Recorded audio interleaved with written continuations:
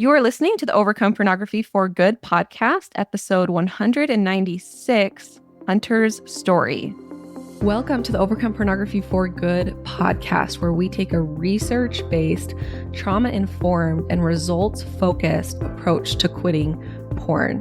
This approach has been revolutionary and changed thousands and thousands of lives. I'm your host, Sarah Brewer. Hey everyone, welcome to today's podcast episode. Today I have Hunter on with us. Hunter, do you want to say hey and then I'll introduce you? Yeah, what's up guys? I'm so glad to be here. Yes, awesome. Hunter's so cool. So if you have been in the program, I'm sure you've seen Hunter's face. Hunter is a new coach / program ambassador for us. And how long have you been here? Since like June? April. Oh yeah. It's been since April. Yeah. Since April. Pretty crazy. It's gone by so fast. He's such a joy to have. I love having him as a member of my team. And what he does is he does welcome calls. He does support group calls that we have once a week. And then he also is doing a lot of stuff with people who are considering joining the program. He gets on calls to talk about it with them to see if it's a good fit or not, helps them make decisions that align the best with what resources that they have.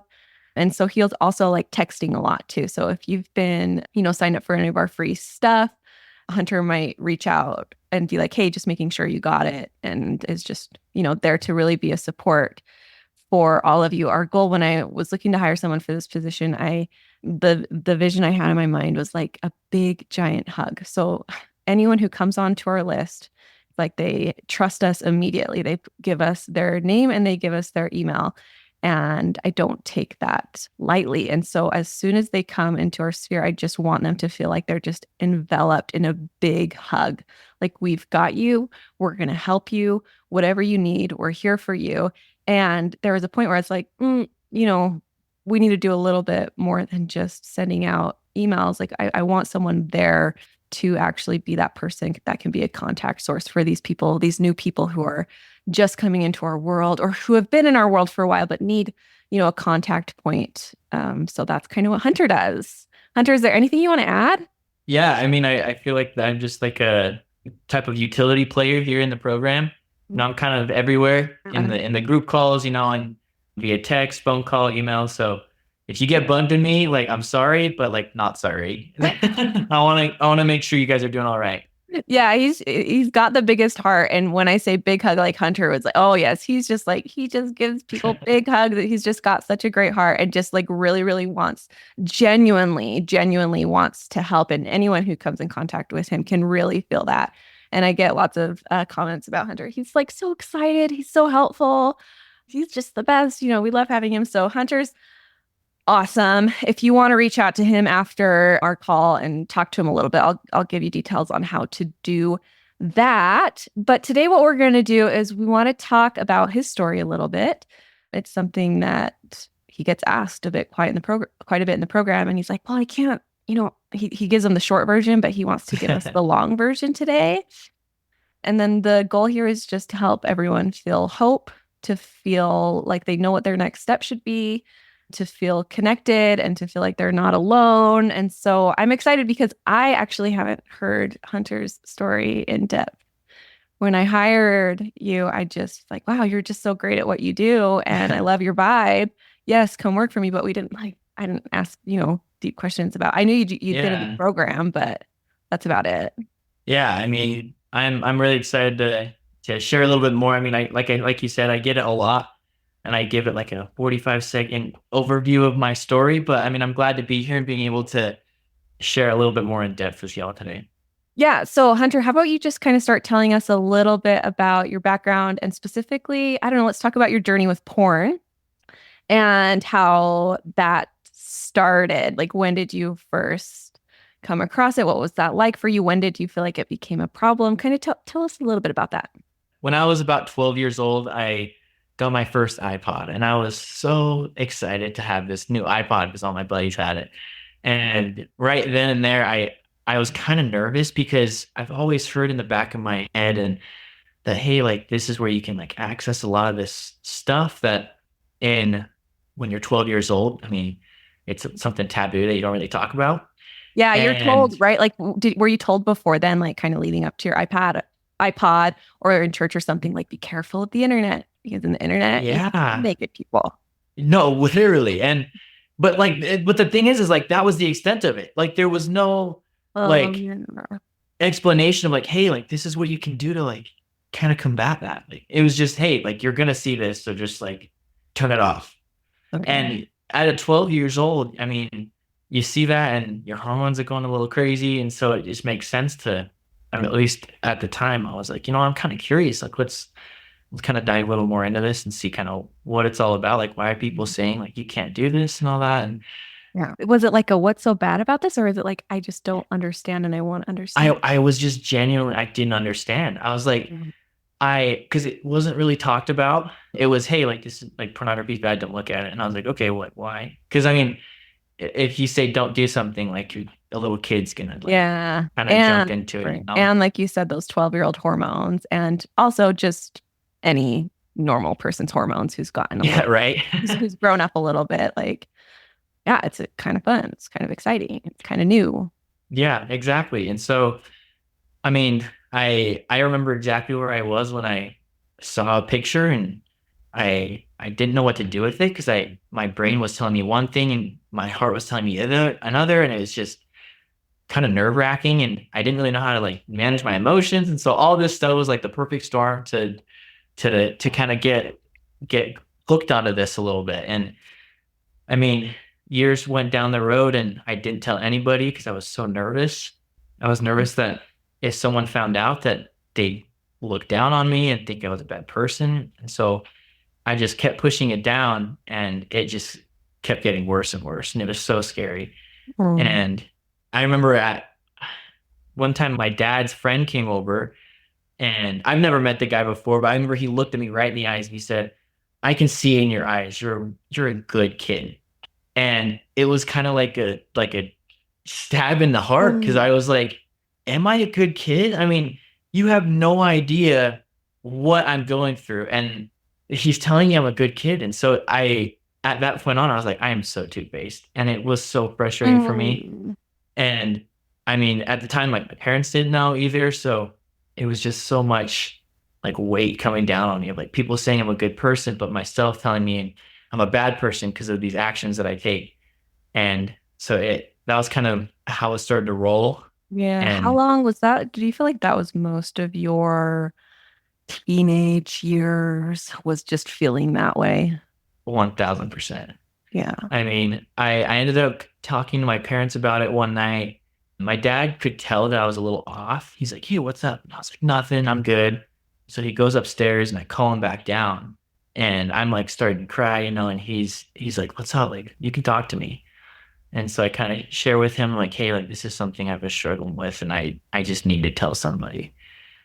And we had a really heart to heart, a fantastic conversation. Mhm. And I mean, from that point on, like having that support system was a really good turning point for me. Yeah. And I was when I was like 14 or 15, maybe 16, maybe. But it even with them, like me telling them, like it was a good weight lifted off my shoulders, but at the same time, it was still something I was struggling with, right? I didn't have the tools I Mhm. needed. So it was like, yeah, I could tell anybody I wanted, but I mean that wouldn't really help with the Yeah. tools and the application that I was looking for. Yeah. And I want to throw in here that in my mind, the real like tragedy here is not that you looked at porn as a teen. The real tragedy here is just what that does to feel so much shame Yeah. about this from 12 years old on. And if you've listened to me for a while, just for my listeners, you know that, it's really the shame and the stress around it that creates more of a problem around it too. And so I don't know if you experienced that part, but I want to just throw that in there for my listeners that, again, like we take the approach here that, it's okay. And you can also make choices that align with your values. But like when it really becomes a problem and when it's really damaging to kids is with always feeling like a horrible kid because you have a sexual urge or you had a sexual experience. So I'm just throwing that in there. Yeah, yeah. And I mean, I even remember when I was a sophomore in high school, I think. I had some buddies, you know, love them. They're great. But at the time, like I was still struggling and it was really tough for me. But to these guys, like they would like openly talk about it. And to me, it made me feel Um, so gross because I was like, mm, how are you like, why are you talking about this? Like, this is something that we've been raised on, like not talk about. And you guys are just like talking about it. But it wasn't in like a healthy way. It was like, yeah. oh man, like I watched porn every single day last week and it like, you know, it was like that. And it was just Yeah. it was heartbreaking to me because I mean, that's something that didn't align with me. And the people I was around kind of enforce this idea of like it's okay, but in like a bad way, I Yeah, guess. there's like the two spectrums. So there's like a really sexually shamed and repressed side, but then there's also the like, let's just do what, like kind of an unhealthy way of like, let's just do whatever we want. Let's do whatever we want. Let's not think about the ethics. Let's not, I don't know, Yeah, practice everything's okay. And so yeah, there is these two opposite sides of the spectrum. And sometimes we think that it's either has to be one or the other. And so if you're not just feeling bad about it, or if you're not, totally repressing, then what you are doing is you are acting out of control. exactly. Whereas instead, we want to kind of find a middle ground here of healthy sexuality. And healthy sexuality, using sexuality for good, is not just, let's do whatever we want and let's be disrespectful, but it's also not, let's just repress and feel shame. That is not using sexuality for good. Anyways, I'm talking too much. So keep going. Sorry. No, you're good. I totally agree with you, and I think that's what really caught my attention with the program. And I mean, my mom and I have followed you for years. I mean, back in like 2019, 2018, whenever you started doing like little posts on Instagram, Oh my my God. mom was like, yeah, it was a long time ago. And my mom was like, hey, like Hunter, like check this out. Like she's so awesome. And so we Oh, just like we followed you and I mean, obviously up to this point, but it was such a cool approach to jumping into like the world of like pornography and how to like work through this. And I mean, fast forward a little bit, you know, I go on a mission, come home, and it was still kind of an issue, and it was so frustrating. I mean, I'd oh. follow you on Instagram, and it was so good. And when you started doing podcasts back in 21, right? Was it You 21? know this better than I do. Well, let's see. It was right after I had my daughter. So yeah, I was 21. Yeah. 21, Mhm. which was like right when I came home from my mission.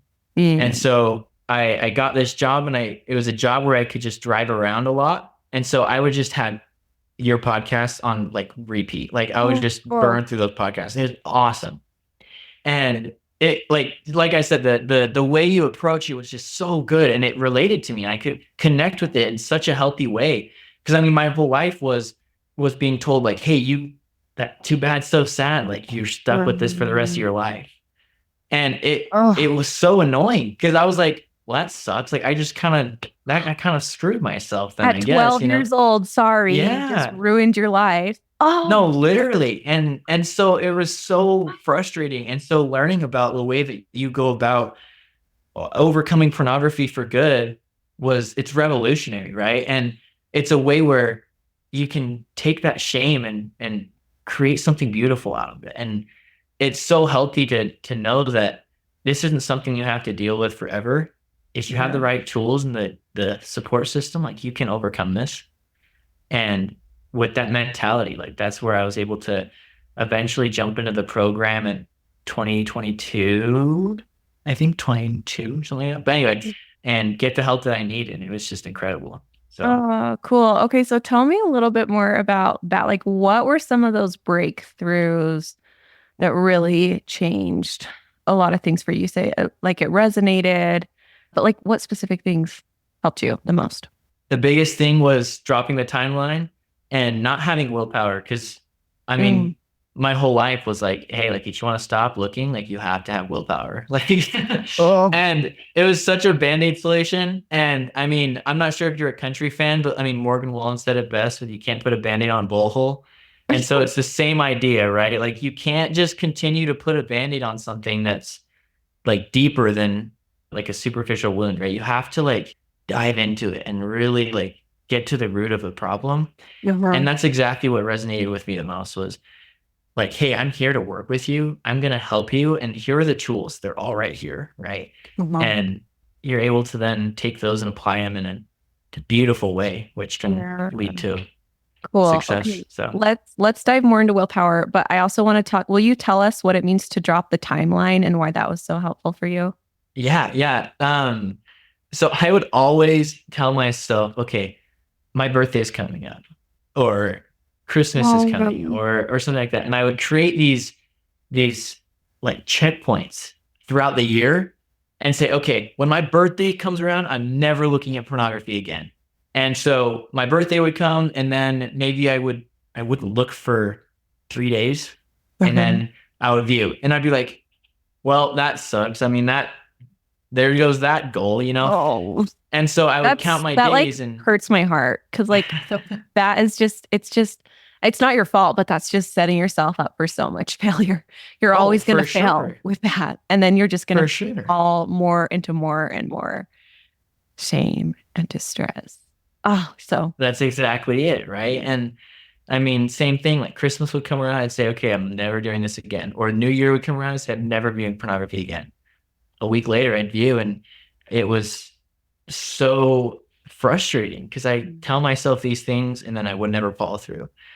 And so, what I mean by dropping the timeline is just being able to recognize that you counting your days is not what's going to help you find success. oh, I think when I started to realize that, that was when I was finally able to find like more progress and more success yeah. was when I wouldn't tell myself, okay, I've got to go a week, or here's my checkpoint on my birthday. I'm going to never view again. It was, hey, I'm going to process these urges throughout the year or throughout the week or the days or whatever. And that's where I was able to find the success I was looking for was forgetting about counting my days and forgetting about setting checkpoints throughout the year. Yeah, so good. I'm like, say it louder, say it louder. Days, don't count days as a measure of your success. It just really messes you up. And one thing too, I want to throw in here, this is also why, like the first video you watch when you join the program is what does it really mean to overcome pornography for good? Because we want to redefine that because, what it might sound like is, okay, that means I'm never, ever, ever going to view ever, ever again in my entire life. What we want to do is we want to redefine that to be like overcome pornography for good means porn is not going to have any more power over me. Porn is not going to control my decisions. It's not going to control how I feel about myself. And it's, I feel in control. The porn doesn't feel in control. And so that's kind of getting to the deeper stuff, which is brings me to the second thing that we should talk about that you mentioned was a big breakthrough for you. It says it was like not using willpower. Now, is this a specific milestone in the program or what was Yeah, it? I mean, yeah. So with the willpower idea, the biggest milestone that helped me in the program was the urges one. Yeah. I mean, they're all fantastic, right? I mean, whenever I do whenever I post the welcome calls and I'm scrolling through all of them, I'll always say like, oh, this is the best milestone, and I'll scroll the next one, and be like, oh, this one's my favorite because of this, and then I'll scroll again, So Yeah. they're all it they're all my favorite. But for me, when I in the moment when I was working through the program, the biggest one was urges because I felt that if I could get to know what an urge was on every level, it would Um, make it so much easier for me to process those urges. And it's true, it worked because I mean, I think one of the very first videos in the urges milestone is what is an urge? I mean, you just like throw it in there. You're like, all right, what's an urge? And you just like jump right in. And I think it's so helpful for me to know, or for everybody else that's listening to know what an urge is, right? If you know what yeah. an urge is, it's going to be a lot easier to process. Yeah, because Um, what do we think an urge is like something scary or it's something overpowering or it's something that just happens to us yeah, or it's something that you have to fight and it's strong. But what all an urge is a feeling, which is a vibration in your body. An urge is just a vibration in your body. And it's not overpowering. What makes it feel overpowering is when we use willpower. And so I don't know what else, anything else you want to add there that might be helpful for someone, maybe someone who's like kind of new and it's like, what is an urge?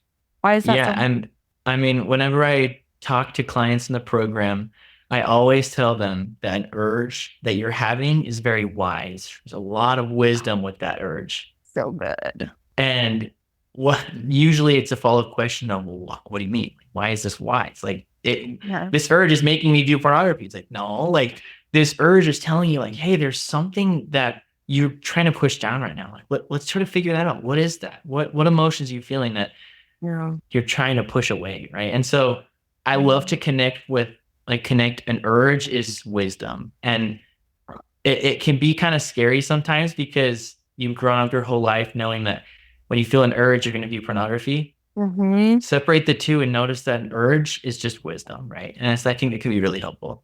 So good. So many of us have just been conditioned from even earlier than 12, like you, right? Yeah, Just fear. You should be afraid of this. When you have a sexual feeling, it's scary. And like you really got to watch yourself. So when it comes to urges, like the reason we use willpower is because we're terrified of them. And so what we really want to do is take that fear out of it. And so I love that you use that. I love that you use that. Like, this is wise. This is wise. This isn't something to be afraid of. Let's explore it instead of just trying to like exactly. push it and tell it to go away. Let's like become friends with it. And then what? And then what happens? Yeah, it's got something to tell you, right? So like, listen to it, right? Let's sit, let it process for a minute. And that's how you really do I'm going to use the term overcome pornography for good. It's because now it's not like, okay, overcome it so you never have urges. It's you get to the point where you are not afraid of your urges. You're friends with them. You're buddies with them. Yeah, They're okay. That's so powerful. And that's when you can get out of the willpower cycle. That's when you stop exhausting yourself. It's when you stop fighting with yourself and you just live in peace. Just live in peace. exactly. Exactly. And I think that comes to the point of, I mean, it's not something you have to deal with forever when it comes to like struggling with pornography and fear of it, right? You don't have to be scared to feel those urges, like you said. It's something that you can learn about and how, like, it's like your tiger analogy, I guess. I know this is like a whole other thing. It's episode 172. We talk Yeah. about the tiger. It's called Healthy Sexuality, Part 1, Using Sexuality for Good. 172. Okay. So go listen to that one, listeners, if you haven't heard that yet. It's awesome. It's so good. Yeah. Okay. So keep going. Tell us. So you had these breakthroughs, you experienced some great transformations, and then what? What was next Yeah. for you? How'd you get into coaching? Yeah. So all through high school, I mean, I was a big athlete in high school, so I played baseball and it was a big thing in my life. But with that came a lot of personal development. I wanted to learn how to become mentally stronger on the baseball field. And so I read a bunch of books about like, that my coaches and my assistant coaches would share with me about how to be mentally strong and how to do all this great stuff, right? And so from a sophomore year, I was fascinated with personal development and becoming the best person you could be. And so right then, like it was always in the back of my head of like, hey, I want to do something with this. And when I started to get older, my parents and my family and my friends would tell me like, you are so good at like helping people and like just like connecting with people. And my mom would always say, well, why don't you do something with that? Like if you're good at it, like why don't you do something with it? And so it was always in the back of my mind, but it was kind of like, yeah, okay, that sounds cool. And then when I finally started to like jump in the program and find success, I was like, oh my gosh, like, this is literally something I want to do. Like I became obsessed with it, with with overcoming pornography and learning how to have the tools to like process my urges, as well as taking those tools and applying them to any other aspect of life, right? I mean, that's what's so great about these tools is that it's not just for pornography, it's about everything. And anyway, so I had the idea. I was like, I proposed it to my wife. I was like, hey, I think I want to like go to school to like become a coach. And she's like, okay, what do you want to do with that? And I was like, well, I was like, in a perfect world, I'd work for Sarah Brewer. And my wife knows you. My wife knows the podcast and the program and stuff. And she's like, oh yeah, okay. She's like, all right. So I went to school and all this good stuff, and I'll kind of fast forward a little bit, but long story short, I got a text from Sarah and was like, "Hey, I'd love to chat with you and see if this is a Wait, good fit for you." let's And actually rewind. I do want to because I want to hear more. okay, yeah, yeah. I'm like, wait, hold on. Also, first, that's like, you've told me that before, and it makes me laugh every time that you're like, in an ideal world, I work for server. Okay, so then how did you find Lindsay's program? So Hunter ended up going through Lindsay Pullman's program, who she's one of my friends, but I think she's brilliant and a brilliant coach, and she does certifications. And so occasionally I'll talk about her. Was it like an email that I sent, or how did you find out about Lindsay's program? Yeah, so I mean, if you, I can kind of go into it a little bit more in depth if you want me to, really quick. Yeah. I love talking about it. I think it's like the coolest thing ever. So we are going through Because the I think there's a program. lot of people who too, there's a number of us who like we find coaching and we're like, what is this? This is fun, And so I get questions about that a lot. So tell us that part of your story. Yeah, so I was going through the program or whatnot, and I told my wife, I just like proposed it to her. I was like, hey, like, I would love to like do something like this and like help people Mhm. overcome what I've learned. And I didn't really know how to get into it because I was like, what do I do? It's like type of like coach school. Like, I don't know. I didn't really know Yeah. how to like go about it. And then like literally a week later, we get an email that you sent, and it was something like Lindsay Pullman's opening up this. Like, if you Mhm. want to take a look at it, you can. And my wife and I were like taken back. We're like, what? I'm like, what are the odds? Like, they happen The like right timing. now. Like, it Yeah. was perfect timing. And Wow. so I had a That little keep like consult call with Lindsay. At the time, I knew that Lindsay was on the podcast before, and I knew she did stuff in the program, but I didn't know that you guys were like pretty close. And so I was like, yeah, like that sounds cool. I never in my mind did it like click, like link that like yeah. that could like even be a possibility to like work for you. And so I Well, started going and I through the didn't know program. you. Like we weren't Yeah, yeah. contact. You were in the No. program. I don't know. I might have coached you a few times, like on a group call, but like I didn't know you. Yeah.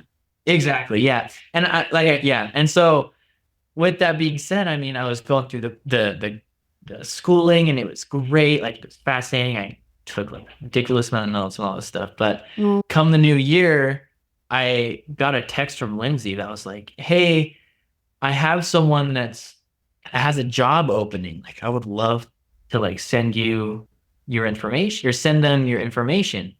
And I was like, "Yeah, okay, sounds great." Had no idea it was you, right? So funny. So I said, "Yeah, sounds good. Like, here's my phone number, email, whatnot. Like, go ahead and let him know." And I get a text that says, "Hey, Hunter, this is Sarah Brewer." And I was like, "What?" I was like, "Holy cow!" Like, my wife and I and my whole family, we all look at you like a celebrity. That's And so so, funny. That's so funny to me. Sorry, can I just say it? It's like I'm just yeah. in my office talking to a microphone. And so that's just funny. Thank you. Thank you. I'm I know flattered. for a fact that all your listeners feel the exact same way I do. Like, I just know it's true. Like if someone saw you, they go, "Oh my gosh, it's Sarah!" Like, or like if they get it, like I just think it's so funny, but it's true.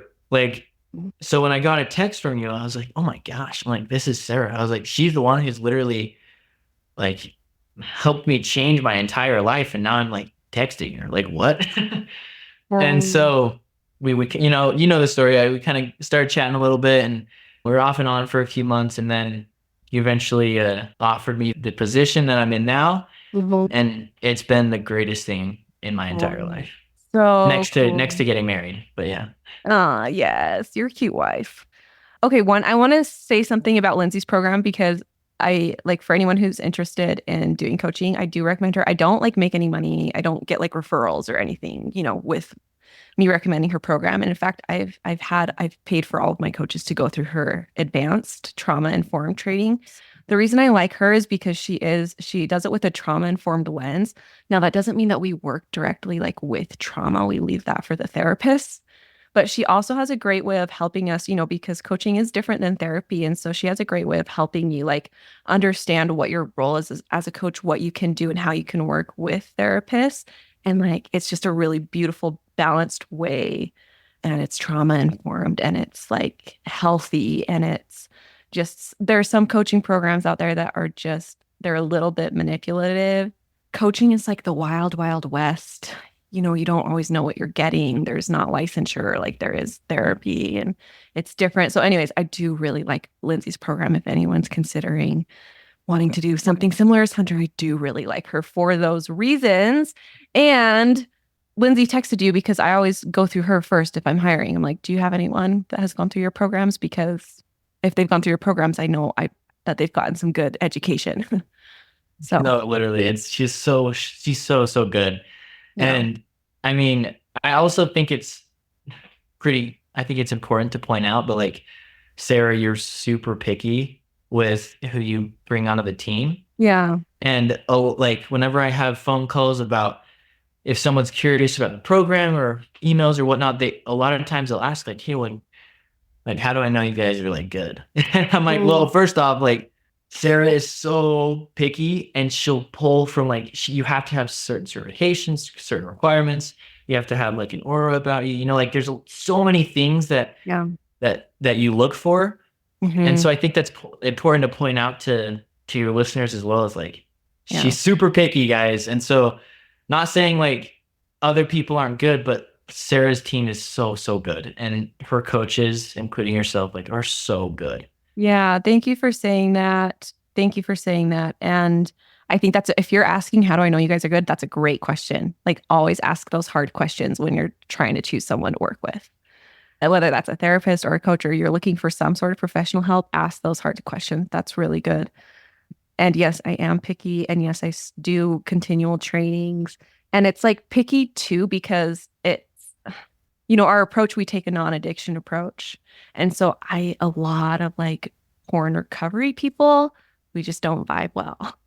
I don't like a lot of those approaches, and I don't think they work. And so I really find people who are really here in the middle that work well with our approach. So, anyways, thank you for saying that. I don't know why you wouldn't work well with this approach because this approach is literally the best. Like, you know what I I'm saying? Like I don't know. That's just obviously that's my opinion, but I I yeah, think it's the greatest. I think so too. Okay, what else? What else? Anything? Let's see. Tell us your favorite part about what you do in the program. I'm also going to throw in there if anyone's interested in maybe potentially being a program ambassador and doing some similar things, like in the next year or so, I can see us hiring a couple more people that Hunter or someone else would just maybe be over, and you would do some more contacting and working with people and helping people, like that big hug, that big hug energy. So if you're listening, you're like, oh, Hunter's cool. I want to do something kind of like him. Feel free to reach out to us. And we're not hiring right now, but we might in the future. And so we'll put your name down. You don't necessarily have to be trained as a coach to do some of those things that we would have you do in the future. But the things I'm having Hunter do, which is the welcome calls, the support group calls, even some one-on-one coaching, he needs to be a coach for that. But okay, throwing that out there. And then yeah, tell us your favorite thing of working the program. And then I also want to hear, what would you tell listeners? Well, actually, I'll come to that question in a second. First, tell us your favorite things. Yeah, I honestly say one of my favorite things to do is having those personal phone calls with people before they join the program because the questions that you guys have are awesome, right? So Yeah.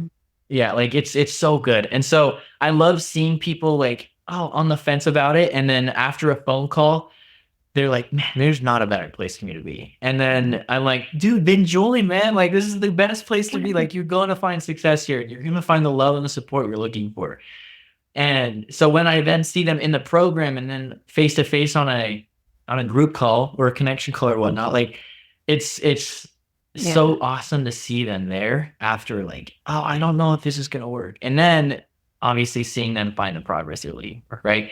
It's so great and it's so much fun for me Yeah. to kind of be there with you. And yeah, so like when I am reaching out to you guys, like it's so genuine and I want to make sure that you guys are doing okay and have your best foot forward in the program. Mm-hmm. And so when I shoot you a text or give you a phone call or shoot you an email, it's my arms are wide open for you guys. And I want to make sure that you guys are doing okay.